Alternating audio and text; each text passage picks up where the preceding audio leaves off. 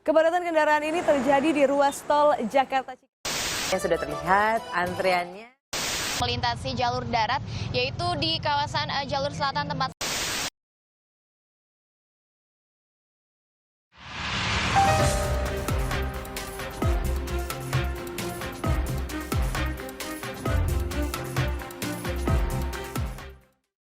oleh pemerintah Indonesia hari ini bahwa ia positif terinfeksi virus corona. September 2020, penambahan kasus COVID-19 di Indonesia menjadi yang terbanyak sejak pertama kali. COVID-19 di Indonesia pada tanggal 24 Mei 2021, jumlah kasus terkonfirmasi positif COVID-19 masih terus bertambah.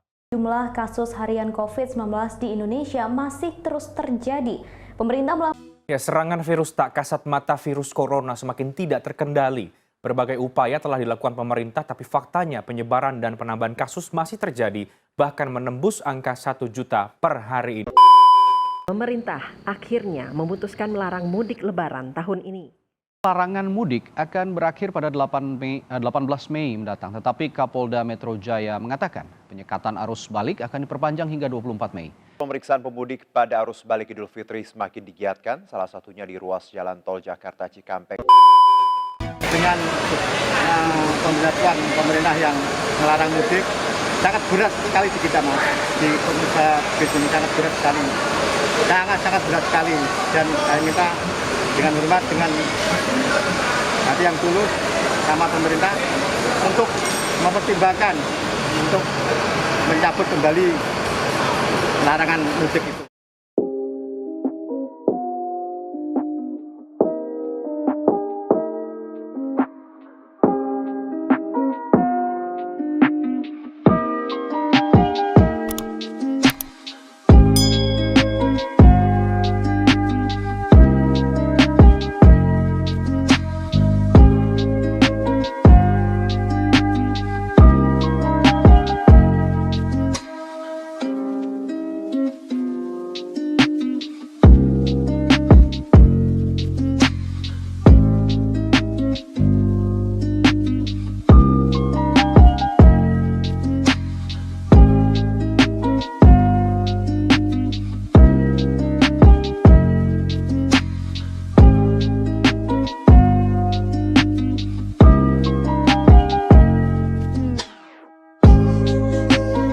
Oke Mas Anas, tadi udah muter-muter di garasi, banyak bis yang perpal karena dampak dari emang peraturan dilarang mudik.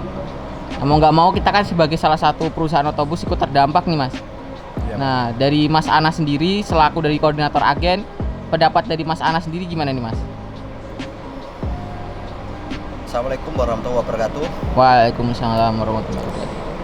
Mungkin dengan adanya pandemi yang berjalan sudah 1 tahun lebih, dari banyak beberapa PO ya maupun dari pihak agen semua yang ada di khususnya Muria Raya, banyak yang mengeluh dengan mungkin pendapatannya ya juga menurun. Di samping itu jadi operasional armada yang dulunya udah berjalan bagus, tapi dengan adanya kondisi sekarang ini mungkin menurun drastis. Banyak kru yang tidak bisa bekerja maupun juga banyak yang kena PHK. Itu dampak semua dari tidak berjalannya armada untuk operasional tahun ini. Mungkin pesan-pesan buat dari Mas Anas nih Mas untuk harapan kedepannya. Semoga dengan adanya seperti ini pandemi juga cepat hilang. Amin. Dan untuk semua PO yang ada di Muria Raya bisa berjalan sesuai harapan dan nantinya bisa mengambil manfaat dari semua yang ada selama ini pandemi. Dan dengan adanya ini semua dapat berjalan sesuai harapan dan bisa semaksimal mungkin untuk merekrut kembali seperti waktu sebelum ada corona, Mas. Amin. Jadi gitu ya Mas Anas. Iya Mas. Nah untuk pertanggal ini tanggal berapa nih berarti nih Mas? Tanggal berapa Mas Habib? Tanggal 21. Tanggal 21 banyak nanya nih Mas, tadi di Instagram, di WA juga banyak nanya harga tiket nih Mas dari Jakarta menuju ke Jawa Tengah.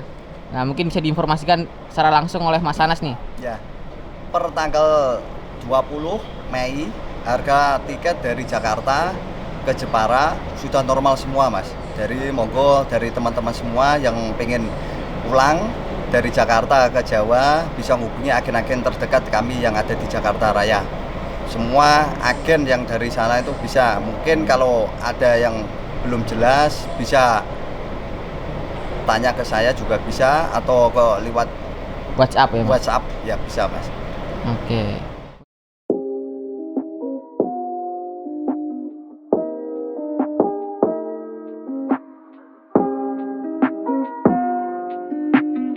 Jadi hari ini tadi kita itu perdana land Dream Cruise-nya Santika, jurusannya Grogol Kalideres Polres. Jadi Dream Cruise ini yang pertama di Muria. Jadi tadi kita udah jalan-jalan di atas bis sambil testimoni ke penumpang mengenai fasilitas Dream Cruise. Kebanyakan semua yang menyetujui, pasti semua pengen nyaman.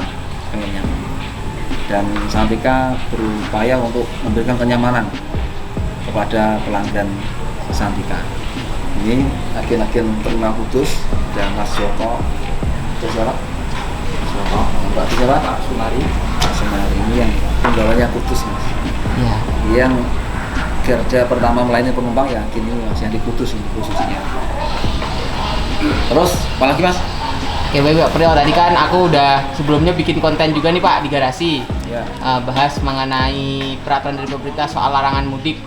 Nah, tadi aku udah minta pendapat dari pihak manajemen, salah satunya Mas Anas.